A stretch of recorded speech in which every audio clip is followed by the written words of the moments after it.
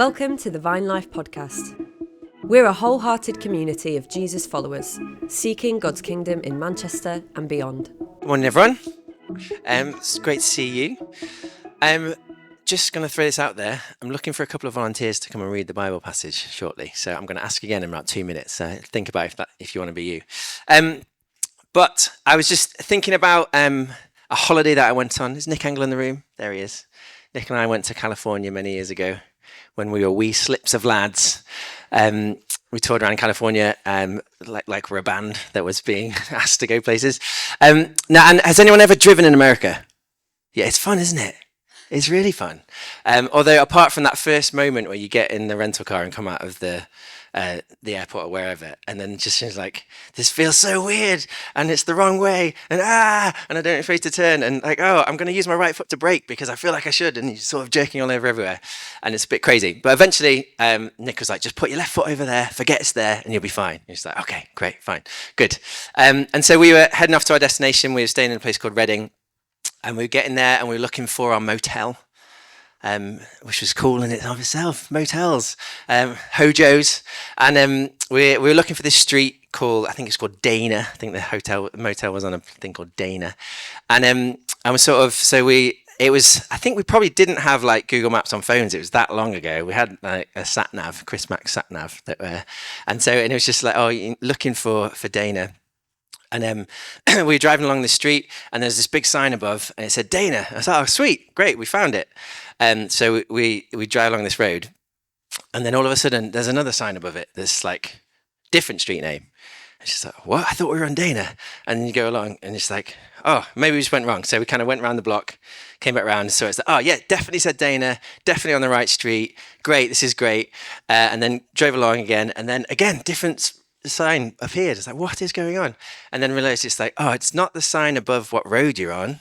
It's the sign of the road that's going that way. And so, we figured it out, and we turned on, and we turned on to Dana. And it's like, oh, we'd kind of we thought the sign was describing where we were, but actually the sign was describing where the next turn was. And that's kind of the point of signs, isn't it? They're not destinations in them of themselves. You know, like when you're driving down to London, you see a sign for London. It's like, that's great. That means I'm on the right track. But actually, that's not London. And you keep going. In fact, eventually, you sort of want to stop seeing signs for London and actually get into London. But there's that, or maybe you don't. You probably don't, to be honest. But there's that sense that the point of the sign is to point to something else. It's not the destination, it's the point to something else.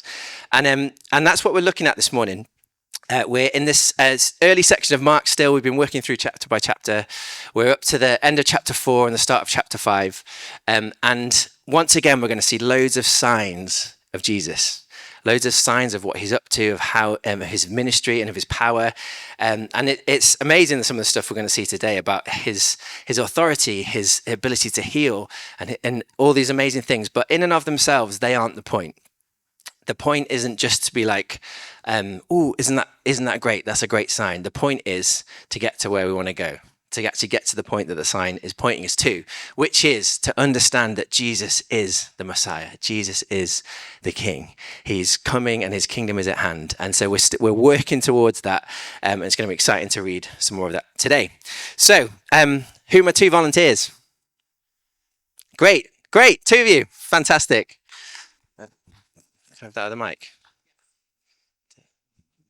Wonderful. Thanks, Anna. Thanks, Abby. There you go, you have that. If you need a Bible, Katie's got some. Stick your hand in the air. You can grab one of those. We're going to be reading from, so can one of you read from 4:35? You can use this one if you want, up to the end of verse 20, okay, which is there. Okay. And then Abby, could you read from 21 to 43? Nice. Starts there. Okay. So on that day, when evening had come, he told them, let's cross over to the other side of the sea. So they left the crowd and took him along, since he was in the boat. And other boats were with him. A great windstorm arose, and the waves were breaking over the boat, so that the boat was already being swamped. He was at the stern, sleeping on a cushion.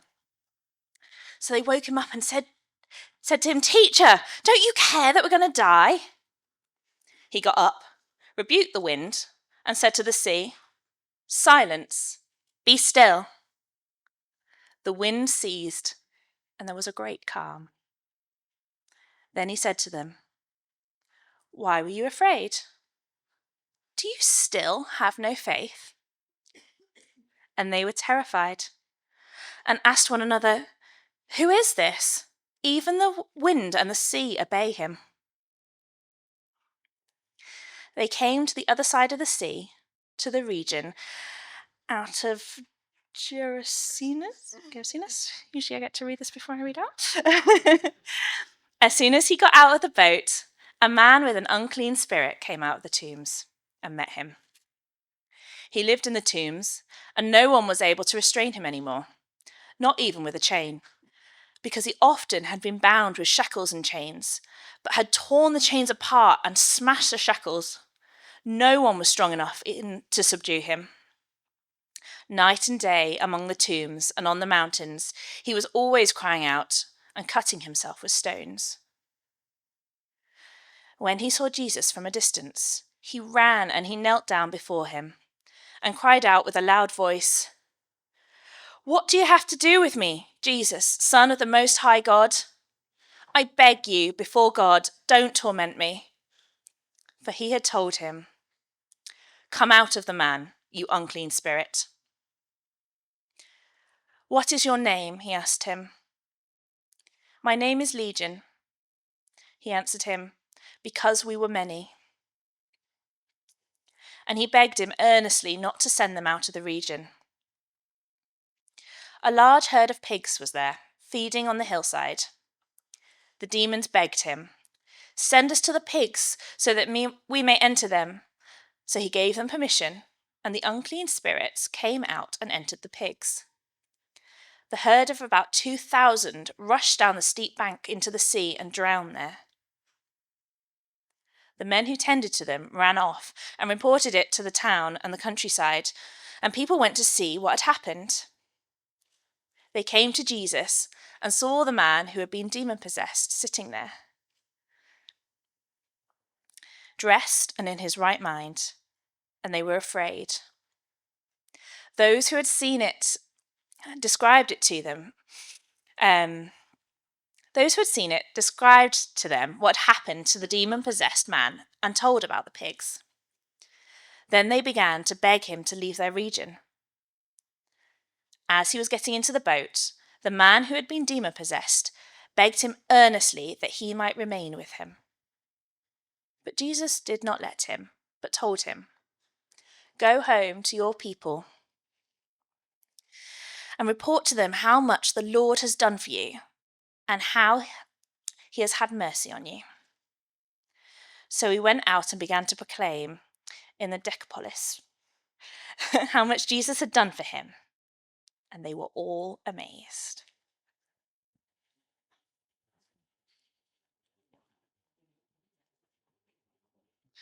When Jesus had crossed over again by boat to the other side, a large crowd gathered around him while he was by the sea. One of the synagogue leaders, named Jairus, came, and when he saw Jesus, he fell at his feet and begged him earnestly, "My daughter is dying. Come and lay your hands on her so that she can get well and live." So Jesus went with him, and a large crowd was following and pressing against him. Now a woman suffering from bleeding for 12 years had endured much under many doctors. She had spent everything she had, and she was not helped at all. On the contrary, she became worse. Having heard about Jesus, she came up behind him in the crowd and touched his clothing. For she said, "If I just touch his clothes, I'll be made well." Instantly her flow of blood ceased, and she sensed in her body that she was healed of her affliction. Immediately, Jesus realized that power had gone out from him. He turned around in the crowd and said, "Who touched my clothes?" His disciples said to him, "You see the crowd pressing against you, and yet you say, 'Who touched me?'" But he was looking around to see who had done this. The woman, with fear and trembling, knowing what had happened to her, came and fell down before him and told him the whole truth. "Daughter," he said to her, "your faith has saved you. Go in peace and be healed from your affliction." While he was still speaking, people came from the synagogue leader's house and said, "Your daughter is dead. Why bother the teacher anymore?" When Jesus overheard what was said, he told the synagogue leader, "Don't be afraid, only believe." He did not let anyone accompany him except Peter, James, and John, James's brother. They came to the leader's house, and he saw a commotion, people weeping and wailing loudly. He went in and said to them, "Why are you making a commotion and weeping? The child is not dead, but asleep." They laughed at him, but he put them all outside. And he took the child's father, mother, and those who were with him, and entered the place where the child was. Then he took the child by hand and said to her, "Talitha cum," which is translated, "Little girl, I say to you, get up." Immediately the girl got up and began to walk. She was 12 years old. At this they were utterly astounded. Then he gave them strict orders that no one should know about this and told them to give her something to eat.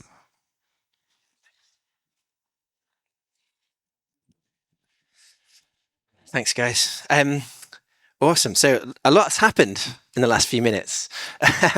As we've mentioned before, like Mark is a big fan of geography. He uses geography to help tell his story. And so we find here, Jesus, it's the evening of last week. So John was sharing last week about parables and how we understand the kingdom and how Jesus is the key to understanding what it means that the kingdom is coming. Jesus spent all day teaching people. And then that evening, he's like, right, let's get in the boat. Let's go. We're going to go somewhere. We're going to go to the other side of the lake.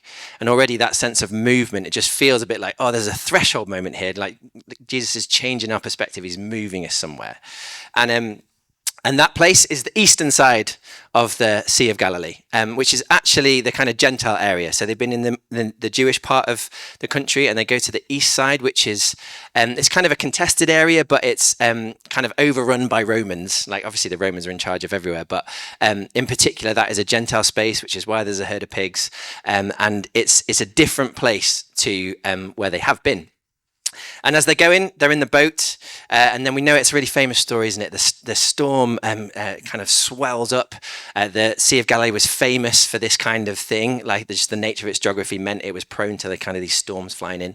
But kind of they're big, and the disciples are scared, and they're like, "What's going on?" And they're like, "Quick, let's wake the teacher." And obviously we love that picture, don't we, of Jesus asleep in the storm, and it's such a comforting thing, the idea that actually whatever is raging on around us, Jesus in the midst of that is peace.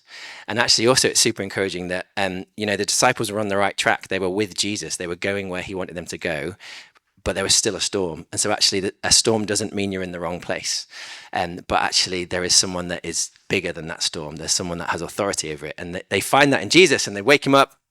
And he gets up and he rebukes the storm, which is an interesting use of word. It's the same word that when he's actually rebuking unclean spirits, he rebukes the storm almost as if the storm itself is an unclean spirit.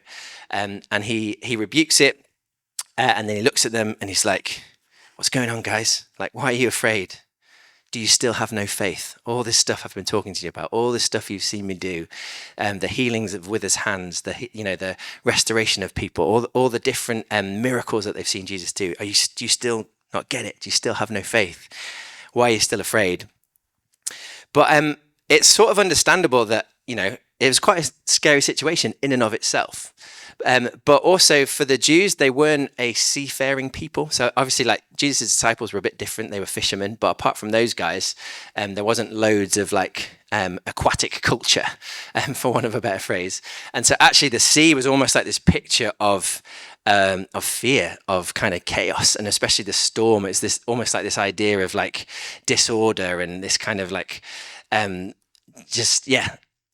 badness kind of personified in the wind and the waves. And so and actually there's the guys that would have been familiar with hearing this and would be familiar with their scriptures would have actually thought about a passage in Daniel 7.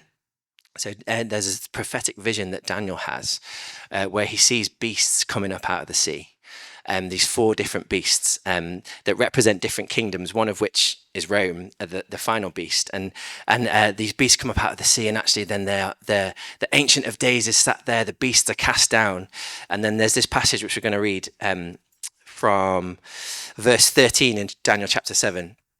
It says, I continued watching in the night visions, and suddenly one like a son of man was coming on the clouds of heaven. He approached the Ancient of Days and was escorted before him.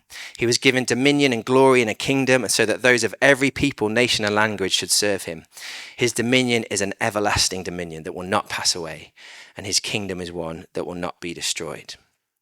So these are prophetic words about the coming Messiah.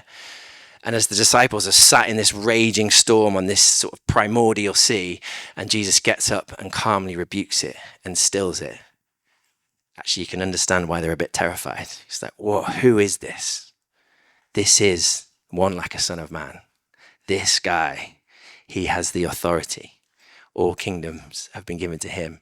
And so you can understand why there would, obviously the sort of terror of their physical safety, but it's just like, whoa, who is this guy? That's what they have seen in Jesus. And Jesus lands on the shore, and almost like the raging of the torrents that he's just come through. I met we're seeing them again, these raging torrents in this guy known as the Gerasene demoniac, who is so demonized, who is so under the influence of evil that he's just completely going just all over the place. Like they try and restrain him with chains, and he's breaking them. He has to go and live on the outskirts of society, in the tombs, in the graveyards. So like he's all kinds of unclean. He's all kinds of disturbed. But the demons that are within him recognize Jesus and actually recognize this one like a son of man, and are rightly terrified because they recognize his authority, and they come to him and it's just like, like, what have you got to do with us, Jesus? Like, don't torment us. What are you doing here? Go away. We can't hack it with you. And Jesus very calmly just tells them to come out. He commands them to come out. And then it's interesting to note, so this is the only time this happens that actually Jesus asks a demon its name. So there's obviously something interesting in what's going on here.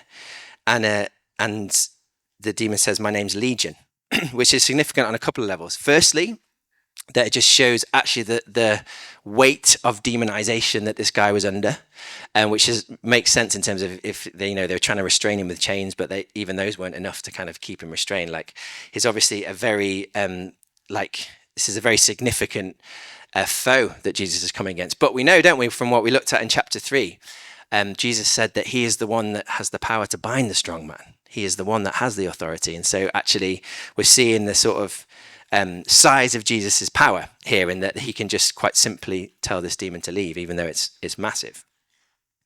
But actually there's a deliberate allusion here to Rome. Legion is a Roman word. Legion is it was a military unit that had about 6,000 soldiers in. So it was, and actually remember where we are. We're over on the east side. We're in Gentile country. We're in the place that is, N.T. Wright describes it as infested with the Roman Empire. And there is this many demon that is representative actually of the possession of Rome over the land as much as anything.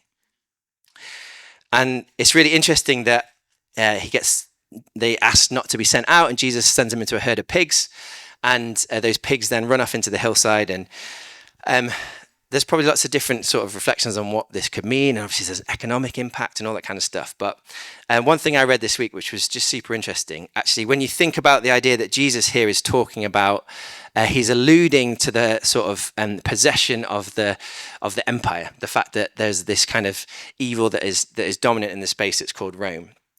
And what we see here is Jesus subverting it, Jesus defeating it, but not in the way that maybe we might expect. Like actually, when you think about a country conquering another country, the idea would be that they would come in and they would drive them out of their land. But actually, there was something here that actually with the Romans are still there. Like Jesus hasn't come to drive them out. He's not waging a military campaign. That's not what he's all about. We see that in so many other places. We were celebrating at Easter. But actually, he basically renders it inert. It no longer has influence here, because actually there is an authority that is greater, and his name is Jesus. the demon-possessed man is freed. He wants to go with Jesus, but Jesus is like, no, you need to go back and spread the word. And actually, he becomes the first apostle to the Gentiles, got there before Paul, which is pretty cool. And actually quite different to what Jesus has often been doing in Mark, isn't it? Where he's been telling people, no, don't tell anyone, shut up. But he tells this guy, off you go and tell people about me. And so this, it's pretty amazing what we've just seen Jesus do here. We've seen him as the cosmic Christ, the victor, the one who has authority over nature itself, one who has authority over the evil one who is able to render the influence of empires ultimately inert, because ultimately his kingdom is coming, and his kingdom is the one that will endure for eternity, which is amazing. But also, it's a little bit scary. It's just like, whoa, Jesus. And that's the reality, isn't it? We think about the holiness of God. Like, he is awesome. He is incredible. He is above all things. And we're right to sort of have a sort of holy fear in our hearts towards him. Then he gets in the boat and he crossed over again, dramatically witnessed by, we had crossed over from our readers. We had 2 different readers. So we're back over onto the west side, into the Jewish side. And Jesus gets off the boat, and immediately he's met by someone. And we get another one of these intercalations that we saw a few weeks ago. We'll see them again. This idea of a sandwich that Mark puts together for us to enjoy as a whole. We kind of have one story that gets split up and another one put in the middle of it. The idea being that we take them together. And so Jesus is met by this guy called Jairus, and he's described as a synagogue leader.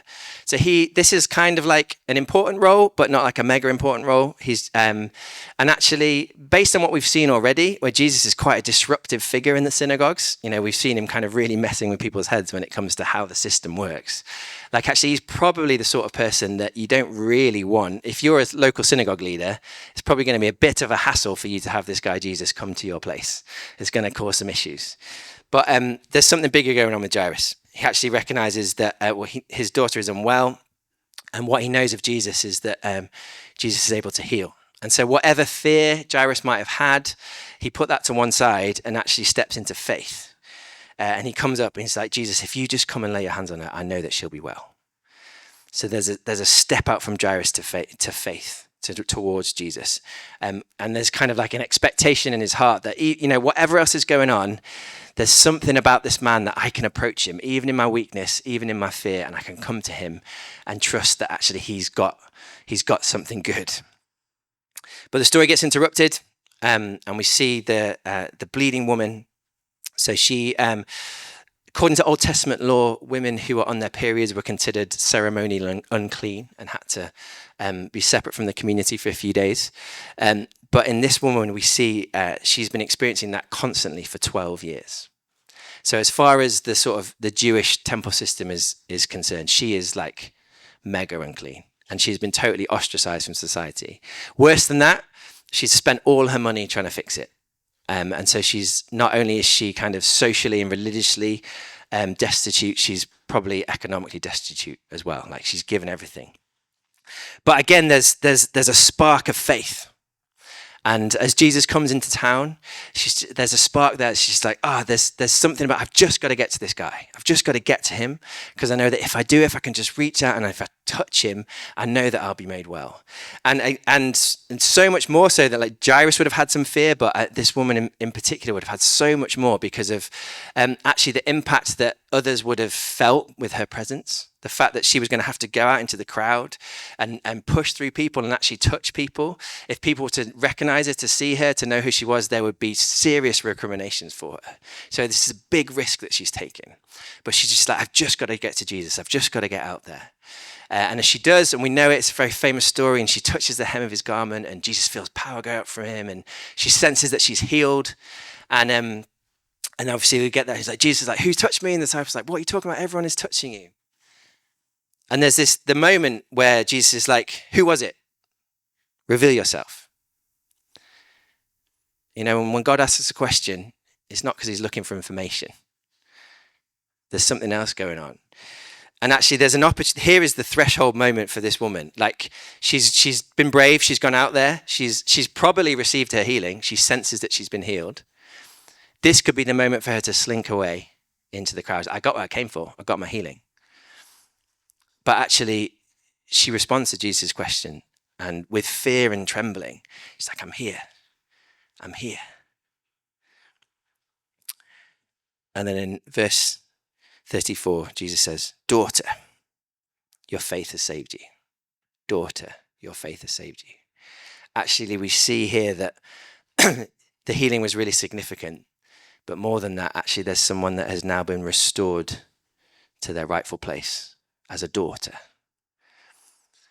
She could have just, taken what she could got from Jesus. But instead, she pressed past the fear into faith, and she received that affirmation, daughter. Then he's sort of back towards Jairus' daughter.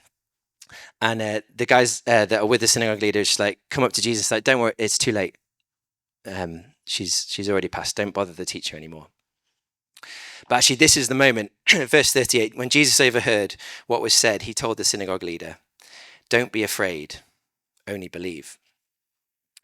Contrast that to the start of the passage, Mark 34, verse 40. Why are you afraid? Do you still have no faith?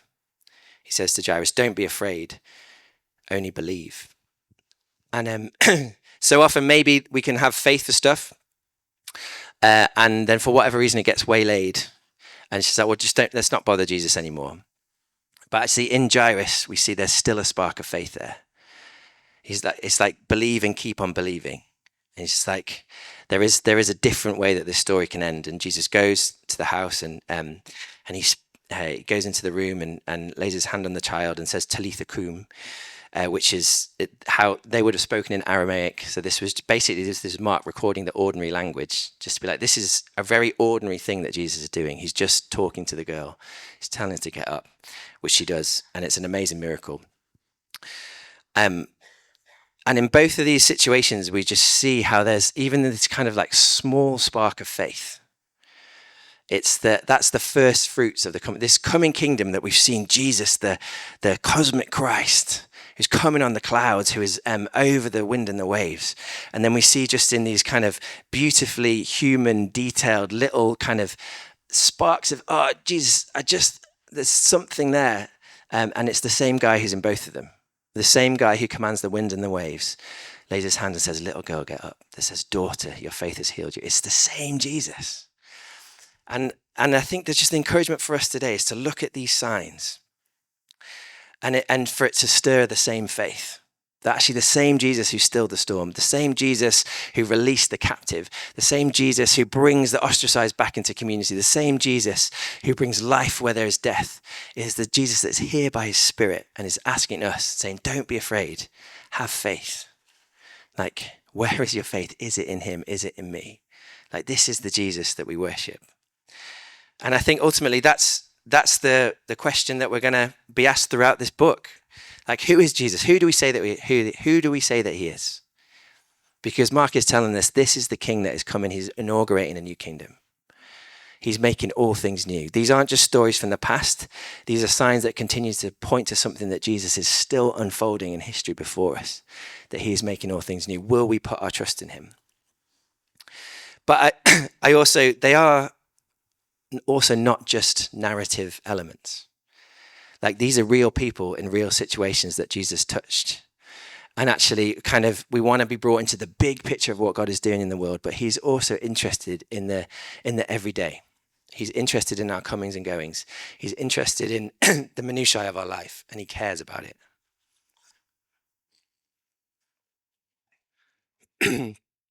And so I feel like the invitation this morning is to consider, have we put our trust in Jesus? Have we put our trust in this awesome King of Kings? But also to consider maybe there's places in our life where we just feel oppressed. Maybe we feel kind of chained in, and it might be stuff that's within us. It might be stuff that's around us. N.T. Wright, again, he says that the demoniac was as much possessed by the evil spirit as he was by just the nature of life under Roman occupation. And actually, there's so much swirling around us that can just be feeling so oppressive and just like hold us down. And actually, Jesus wants you to know that he's working in the midst of that, and he is powerful. And he brings freedom, he brings liberation. Not in the way that the world might expect, but through his life and his death and his resurrection. He brings liberation. Or perhaps we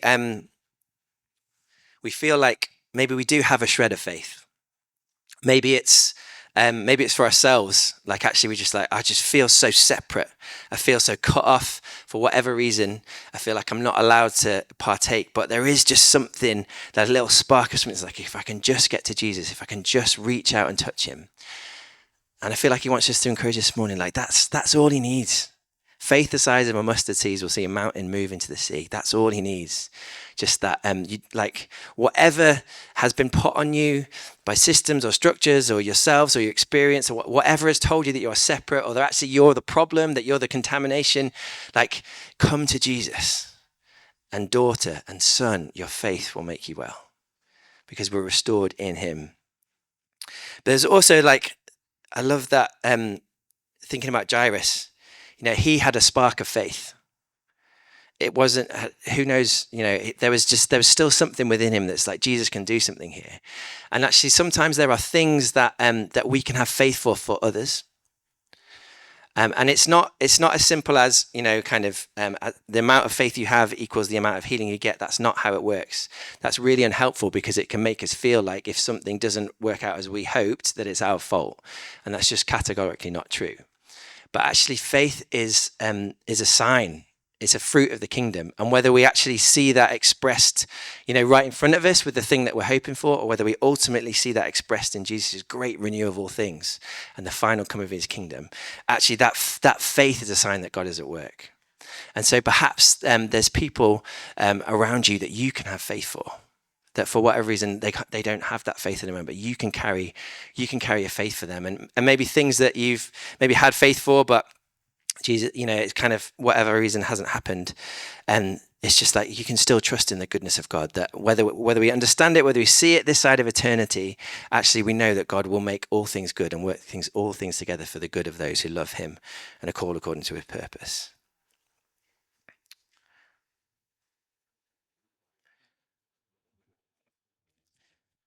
But I think as well that the final encouragement is that this, as ever, it's not just about us. We see in Acts at Pentecost when the Holy Spirit is poured out, and Peter quotes from the prophet Joel that actually what God is doing is he is releasing signs in heaven and wonders on the earth below. At the end of Mark, when Jesus commissions his disciples, he says, signs will follow those who believe. Actually, there are still people out there beyond this room who are going through situations similar to the situations we've encountered in people today. And actually, Jesus is life to them. He is eternal life to them. And he calls us to be people that have faith in him so that we can carry that faith to others. So that Jesus isn't just someone that we enjoy intellectually, and enjoy the idea of, and is someone who we can agree with or think is great, but actually is someone that has transformed us, that has restored us into his family, that has called us daughter, that has called us son, but actually has sent us out with that same message. Because people are held captive all over the place. People are in bondage. People feel separate. People feel rejected. People feel sinful. People feel separate. All those things. And there is faith across this land, which is like that little girl, which is seemingly dead. But actually, Jesus is waking it up. He is restoring all things, and he's commissioned us to be part of it, to join in. And so I'm just as we read this passage, you just see the range of how incredible Jesus is. But also And it's encouraging because the range of where we all are in our experiences and in our walks with faith, like Jesus can meet us right in the midst of all of those. And actually the range of experience that we see out in the world around us, Jesus is the answer to all those things, not just in a glib way, but because he is the one, like the Son of Man. He is the one that was given all authority in heaven and on earth. He is the one that can still the waves, that even the wind and the waves obey him. And he's the one that can look into our eyes, wherever we're from, whoever we are, whatever's happened around us, whatever we've done, whatever has been done to us. And he can look at us and say, daughter, your faith has made you well. Son, your faith has made you well. Your trust in me, your belief in me, however weak, however feeble, however that undulates, however that oscillates, that even just the tiniest amount of it, actually you can then receive the full inheritance of the kingdom and be brought back into God's family, which is awesome. So why don't you stand? We're going to pray. Jesus, we love you.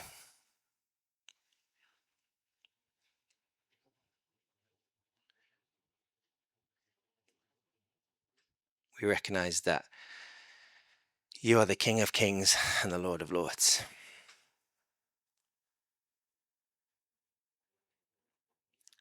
Father, thank you that your kingdom is coming. Thank you for the signs that we see of it along the way. Lord, we ask for more.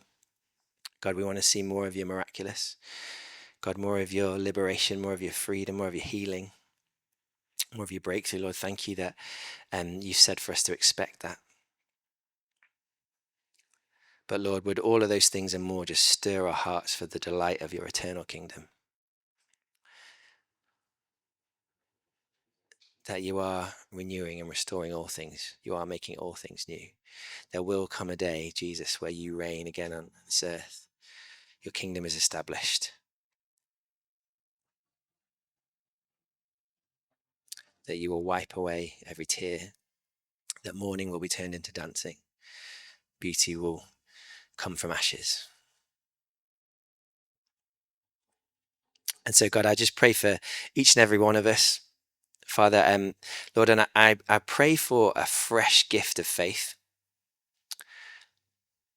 It's not something we can muster up, God. You tell us that it's a gift. And I just pray that we would receive a fresh gift of faith. Father, especially where our faith maybe feels dry or feels lifeless or just feels inappropriate or disconnected from the world around us, whatever, Lord, I just pray for a fresh gift of faith. That Jesus, we would see you for who you are, that you are the Lion of the tribe of Judah, the Almighty One, and you're the Lamb who was slain for each and every one of us. Jesus, thank you for your kindness. Thank you that you look into our eyes as you looked into that woman's eyes and you call us just children. And so I just pray for a fresh gift of faith, Lord. Sweep through us by your Spirit. Revive us. Turn us afresh to you.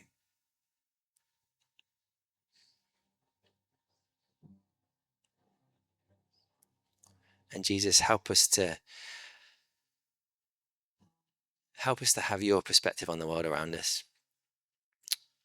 Help us to see where you're moving. Help us to see where we can proclaim the truth of who you are, proclaim the truth of your gospel.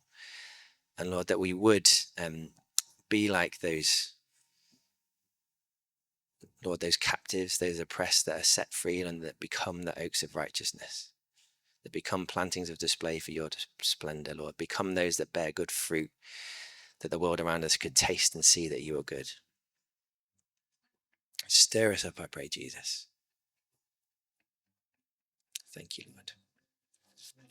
Amen. Hope you enjoyed today's message. If you want to find out more, head to our website vinelife.co.uk or find us on socials at vinelifemcr. God bless, and we hope to see you soon.